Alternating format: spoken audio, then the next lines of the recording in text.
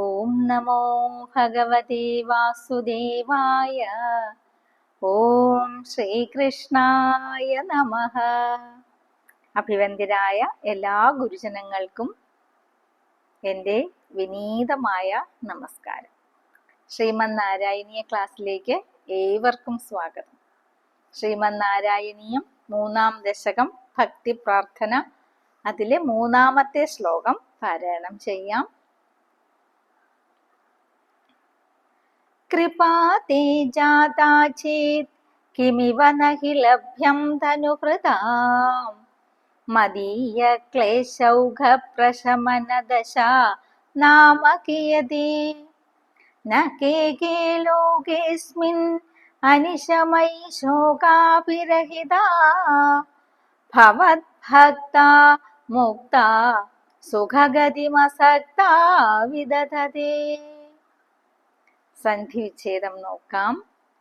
കൃപാ തേ ജാതാ ചേത് കിം ഇവ ന ഹി ലഭ്യം തനുഭൃതാം മദീയ ക്ലേശൗഘ പ്രശമന ദശ നാമ കിയതി ന കേ ലോകേ അസ്മിൻ അനിശം ഐ ശോകാഭിരഹിതാഃ ഭവദ്ഭക്താഃ മുക്താഃ സുഖഗതിം അസക്താഃ വിദധതേ.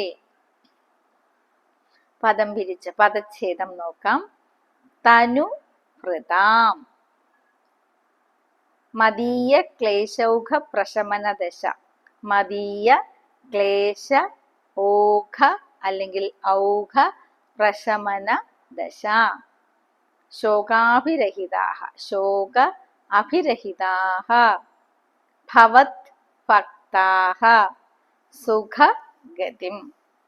സന്ധിയും പദവും നാം നോക്കുകയാണെങ്കിൽ നമുക്ക് ഏത് ശാസ്ത്രവും പഠിക്കുവാൻ സാധിക്കും.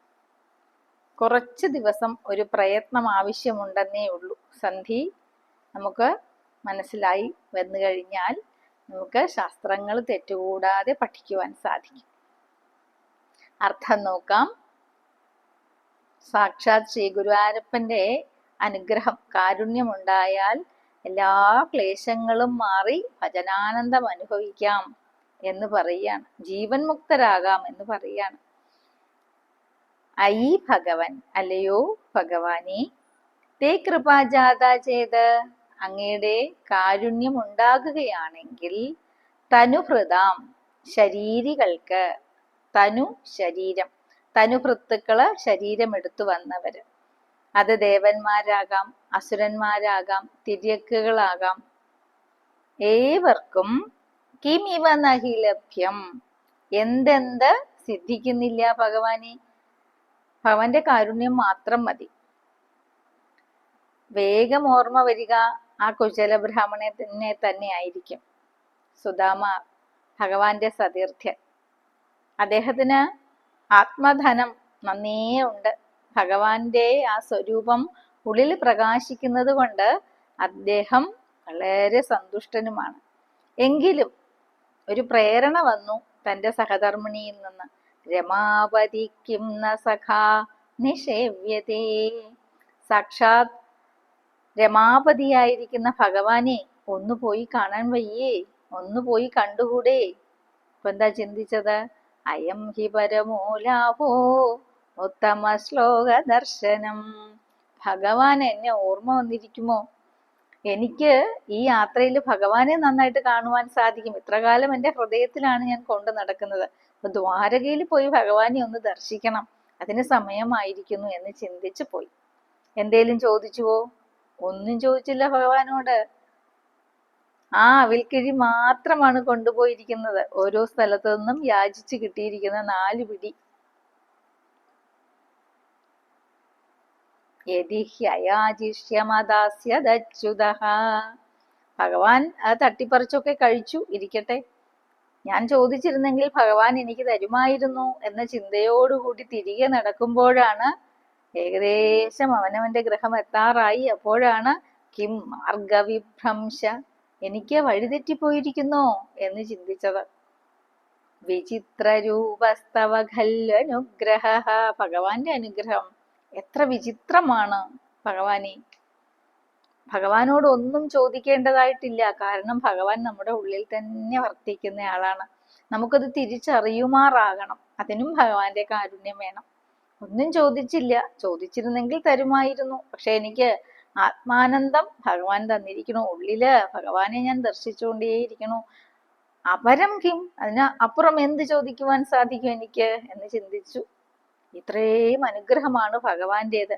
അങ്ങനെയുള്ള ഭഗവാന് മദീയ ക്ലേശൗഘ പ്രശമന ദശാനാമ, എന്റെ ക്ലേശ സമൂഹങ്ങളെ ശമിപ്പിക്കുക എന്നത് കിയതി, എത്രമാത്രം നിസ്സാരമാണ് ഭഗവാനെ. അസ്മിൻ ലോകേ, ഈ ലോകത്തില് കേ കേ ഭവത് ഭക്താഹ, അങ്ങയുടെ ഏതേത് ഭക്തന്മാര് അനിശം എല്ലായ്പ്പോഴും, ശോകാഭിരഹിതാഹ ദുഃഖമൊന്നുമില്ലാതെ, മുക്താഹ യാതൊന്നിലും സംഘമില്ലാതെ, അതുകൊണ്ട് തന്നെ അസക്താഹ സംഘമില്ലാത്ത ഒറ്റ കാരണം കൊണ്ട് അസക്തന്മാരായിട്ട്, വിഷയങ്ങളിൽ ആസക്തി ഇല്ലാതെ, ഭഗവാൻ അനുഗ്രഹിച്ചു കൊടുത്തിരിക്കുന്ന വിഷയങ്ങളൊക്കെ അനുഭവിച്ചുകൊണ്ടും ആസക്തി ഇല്ലാതെയും, സുഖഗതിം ആനന്ദഗതിയെ ന വിദധതേ ചെയ്യുന്നില്ല. എല്ലാവരും വളരെ സുഖമായിട്ടിരിക്കുന്നു ഭഗവാന്റെ ഭക്തന്മാര്. ആ ശരീര മനോബുദ്ധികളോടുള്ള താതാത്മ്യം കൊണ്ടാണ് ദുഃഖമുണ്ടാകുന്നത്. ഭഗവാനുമായിട്ടുള്ള ഐക്യം വന്നു ചേരുമ്പോ, ഭഗവാനോടുള്ള ചേർച്ച കൊണ്ട് ഈ അനാത്മ വസ്തുക്കളിലുള്ള ആസക്തി വിട്ടുപോവുക തന്നെ ചെയ്യും. അപ്പോൾ ആ സുഖം, ശരിക്കുള്ള ആത്മാനന്ദം, ഭജനാനന്ദം അനുഭവിക്കുകയായി. അതല്ലേ ഭഗവാനെ ഈ ജന്മ സാഫല്യം. ഭഗവാന് ഈ വ്യാധിയെ തീർത്താൽ തീർച്ചയായിട്ടും എനിക്കും അപ്രകാരം ഒരു ഭക്തനായി മാറുവാൻ സാധിക്കും.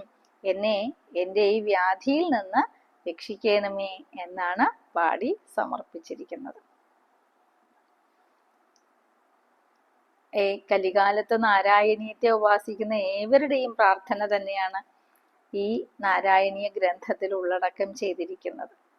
ഭഗവാൻ നമ്മെ ഏവരെയും അനുഗ്രഹിക്കട്ടെ എന്ന് പ്രാർത്ഥിച്ച് ഈ എളിയ വാക്കുകളെ ഭഗവത് പാദങ്ങളിൽ സമർപ്പിച്ചു കൊള്ളുന്നു. നമസ്തേ. അടുത്ത ക്ലാസ്സിൽ കാണാം.